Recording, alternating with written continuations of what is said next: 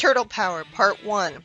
It starts out with Rouge's sister wanting to make the Babylon rogues pay for taking her father's ship away from her, as she's sailing it during a storm. Wait, so why isn't she locked in the brig anymore? It was more like a timeout for her, from a bunch of pirates. The rogues show up, and she's so confident that this time she's gonna put up a real fight, when they have airboards. One of the pirates runs towards Jet, saying he hates chickens, and crashed into a wooden pole, getting stuck. Jet's clearly not a chicken, so he's just insulting him for being a bird. Wave plans on making Rouge's sister go right back to face Zorobel's judgment.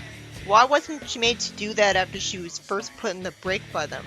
Rouge's sister is smart enough to have a gun, but wastes time talking to them and runs towards Jet. She could have easily shot them if she didn't insist on making a spiteful speech first. Arbitrarily, a purple portal appears in the sky, and pirates calling each other Rock and Beebs say that they've been found. Who would name their kids that? That's one weird alien planet they're from. And everyone gets sucked into it because of its immense gravity that isn't enough to take the pirate ship with them.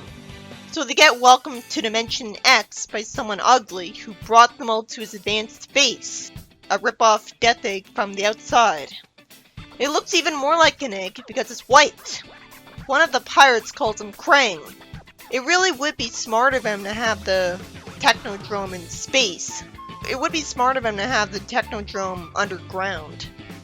I guess it would be too expensive to dig a hole. And Rouge's sister doesn't recognize the name Krang because apparently these two pirates never thought to tell her the backstory in all this time with her. Krang wants to give the pirates a punishment for betraying and abandoning him. I guess they used his Genesis portal creator to go to Mobius in the first place. So how did he find them? Out of the infinite amount of dimensions that there could be, it was very lucky he found them at all. Mobius isn't even an alternate universe version of their world. He'd assume that they'd go to one of those first because it'd be more comfortable for them. The rogues are being held still and not believed when they say they're not friends with these idiots. And Krang wants them taken to the lab, where he plans to put a mutagen in them. That's dark. Krang justifies that Rock and Beebs were really incompetent. And they were the same way as pirates apparently, despite being really big and tough. If Krang's kept his eye on Mobius for a long time, what took him so long to do this?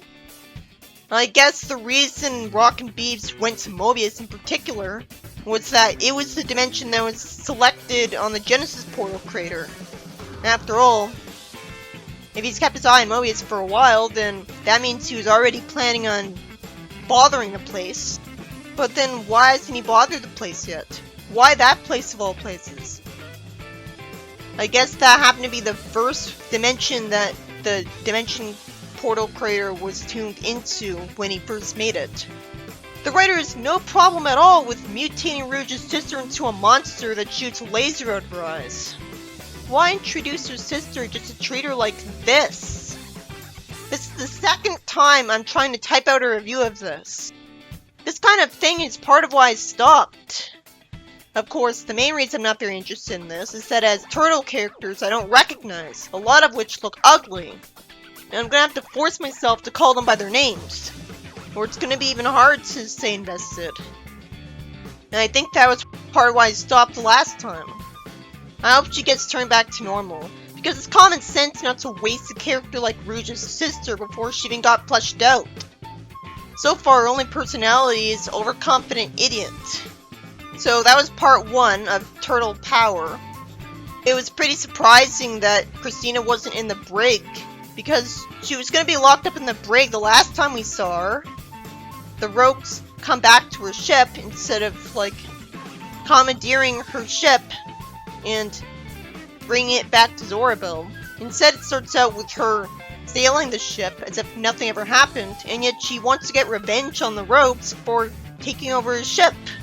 But they didn't. She hasn't. Huh? I guess everything else made sense, but the bad guys are so ugly looking.